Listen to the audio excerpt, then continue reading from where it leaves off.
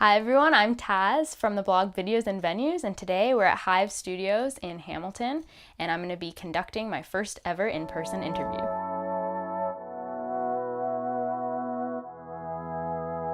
Today we're at Hive Studios, and I am going to be interviewing Kevin, who goes by Mise, and he's the winner of the songwriting contest that I ran in October, and it ran until January or February when we finally picked the finalists, and there were two runners-up and Kevin, who won free recording time at Hive Studios, and he is currently recording right now. So I'd like to thank you, Kevin, for entering the contest. Thank you. I'm so excited. Yeah, me too. I really liked your entry, and I'm sure everyone else will like it too when they get to hear it after it's recorded. So. Tell me a bit about it. What's it called, and where'd you get your inspiration for it? Okay, the song's called Doing It Right, and when I first went to university, I noticed all of the partying and all of the revelry that you could get into, and I was a crazy academic student coming out of high school. I was a nerd, and I was really proper, and I didn't want to I didn't have the opportunity to party and to drink alcohol and just dabble around and try things. And coming to university, I realized that with my morals, with my ethics, this was kind of not in line. I felt like I was doing the wrong stuff, but I felt like I was doing the right thing at the same time, Okay. I got in with a whole bunch of cool friends, and not cool in the sense of popular, but they're really cool people, and we all just, we would go out and do what university kids do, and it just, I don't know, it felt so wrong, but it felt so right, so it came together, and I decided to write a song about it, because the EP that I'm doing, it's all about my experiences in school and leading up to becoming an adult, all the chaos and all the angst kind of ties in together. So this is, mainly about, I guess, it's about partying. Glad that you entered it. I'm glad that you found the contest as well, because we wouldn't be here today. I think it's just a great opportunity because, it's hard to, when you're a student, gather all the money up in order to get recording. So I think it's awesome that I even have this opportunity to even be interviewed. That's amazing. It's pretty exciting. It is very exciting. And so what do you think the biggest lesson that your listeners can learn from your song is? From Doing It Right, it's about having fun and kind of letting go. You don't necessarily have to fit in with what your parents want you to do or what society wants you to do. You can feel like you're doing the wrong thing, but as long as in your gut this is kind of where you have to go, what you have to do in order to mature and get it out of your system, then why not? Yeah. And so how long have you been writing music? I started seriously when I was 15, I'd say. Okay. And I started just writing a lot of music and writing songs, and I wanted to take it more seriously in university when I got really, really bored with life. Yeah. I was like, I need to do music. I keep telling my friends I want to do this. Why don't I do it? It would just become a broken record type of thing. So I was like, you know what? I'm going to start actually writing and taking it seriously. So, yeah. Did you find it was hard to juggle keeping music in your life while going to school as well? It was so hard because it's easy when you get caught up in school. It's easy to feel like you have to do this certain thing, and it's hard to it's hard to balance everything at once. Right now, I'm dealing with trying to find a career, and that's what people have to do because not everyone's going to make it. You have to find a career, and right now, my struggle is sticking with music while trying to be professional. How do you be artistic while also being a professional person? So there's always that balance. And do you think that it's possible to get that balance, or is it a struggle to get there? It's always going to be a struggle because there are so many influences that you'll have. And at the end of the day, it's easy to get caught slipping and just, do what you want to do instead of having the discipline to do the passion, work for it. And so with the song that you wrote, would you classify it as a specific style, or do you have a style in general, or is it something unique? When we were first making the track for it, I stated that it was pop, and we were all like, okay, what does pop mean? There's so many different forms and genres of pop. Nowadays it's become something completely different than what it was 20, 30 years ago. So I consider it a pop record. And so, in terms of your recording, tell us a bit about how that's been going and what your experience has been like. Well, we started recording today, and you literally came in while we were working Yes, on the I did. track. And so I haven't done much with it, but I'm trying to get a lot of emotion out of it, a lot of passion, and we're trying to make it into something that has the initial emotion that I wrote it with. Okay. Instead of, becoming just like a hit or a pop thing. I want it to be inspiring or something that makes someone feel something. What kind of artists are you currently listening to yourself? Okay. So if we want to get stereotypical, because I'm not afraid to be a little bit obscene, I am the typical gay twink. So it's basically Lana Del Rey, Lady Gaga, like Marina and the Diamonds, typical what you'd experience from like going to a festival and someone yelling "Yas." That's my music taste. I love it because they're not afraid to get artistic. They're not afraid to express like believe in yourself, believe in passion, believe in your identity, and I love that. And although it's really fruit.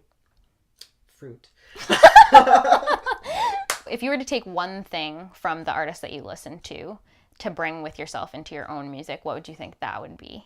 Identity. Believe in yourself, believe in who you want to be.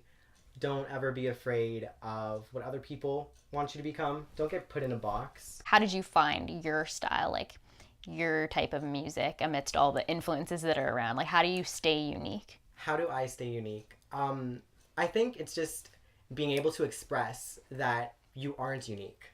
Honestly. Okay. Like, it's crazy because a lot of people get caught up in the pride of it, but I'm not unique. I'm a big cultural puzzle. Like, everything comes together and it creates me, and that's how all of my favorite artists are. You can try to label and define what you do, but at the end of the day, as long as it feels real to me, and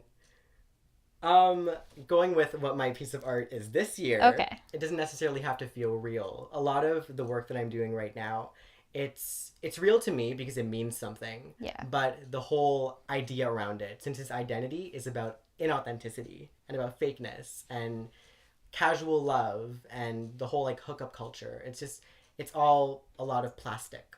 That's what I'm thinking of doing this year. So I'm not afraid to say that I'm not unique and I'm not authentic. Like, I'm a good combination of whatever it is. So if you embrace things like that, that's kind of your uniqueness. Yeah, exactly. Yeah. With your music, have you performed any of this live for your family or friends, or is it like a secret right now? No, it's not a secret. Everyone knows about it. It's just because of a couple things that happened years and years ago. I originally tried to like post covers on YouTube when I was in grade 9.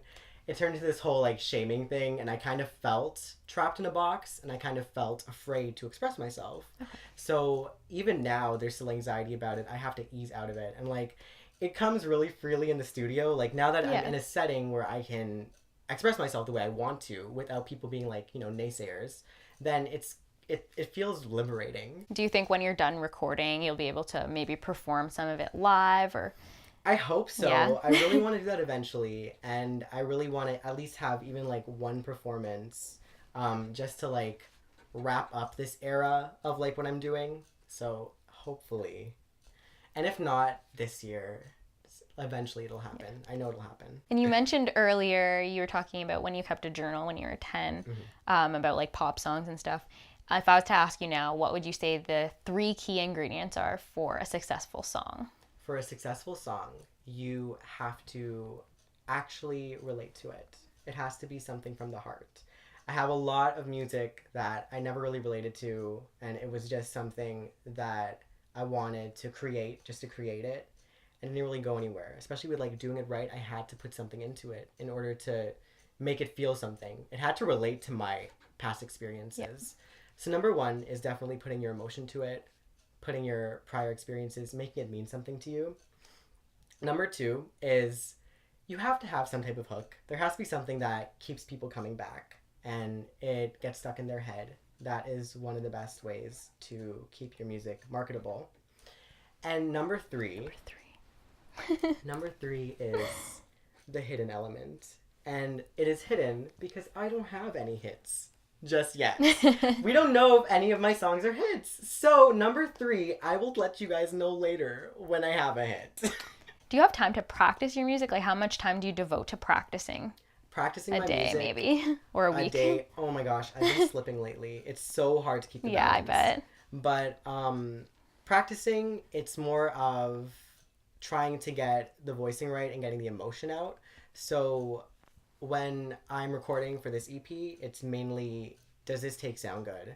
If it doesn't sound good, I'll just repeat it and keep trying again until it sounds perfect. The production is pretty easy to do. Like, I really like my production. It's just constantly trying to get the tracks out so that it sounds authentic and it comes from the heart. And it takes a couple takes, but yeah. So what has been your biggest challenge as a musician in today's industry? As a musician, I'm not even close to being in the industry. But as a musician, my biggest challenge is getting my voice out there and being sure of myself because of earlier things I described. It's just so hard to be yourself and feel like you deserve this and to feel like you belong here, doing the things you want to do the things that you deserve to do, or the things that you love to do. Like, you have to remember that life is so chill. Just do what you want to do. Like, if it's not hurting anybody, then why not? Where can people gain access to your music once everything's complete? So just shout out some like web addresses and social media tags and stuff like that. Is this the third part? Yeah. Oh my god, promo. Yeah. Okay. Once everything is released, well, right now you can access everything kind of. It has all my social links on my website. It's misenation.com. So misenation.com. It's very easy. And whenever I announce something new, it goes up on the website right away.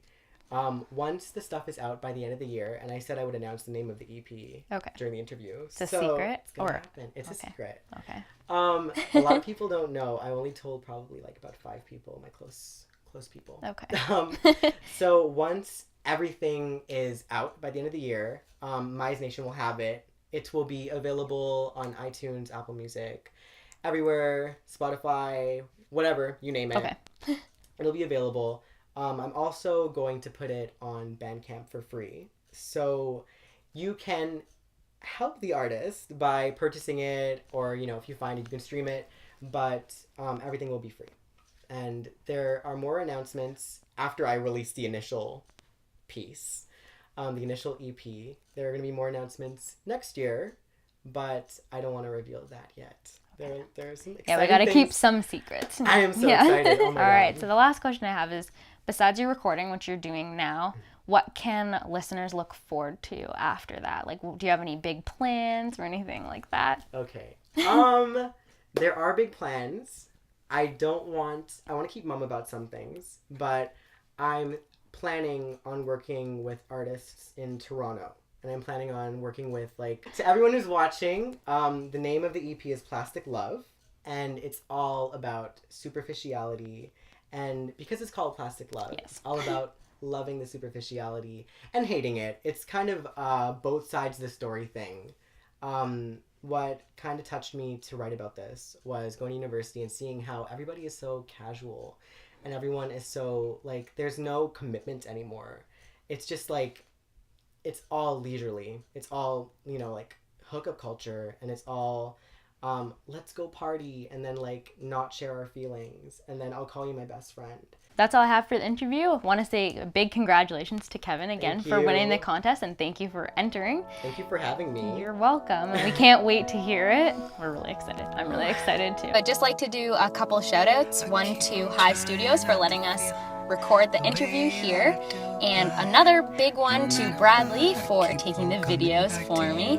And yeah, so thank you for watching the interview, and it should be posted soon. And when it does, give us a like, share, or subscribe to YouTube channels. Follow us on Instagram and Twitter, and we hope you enjoyed it.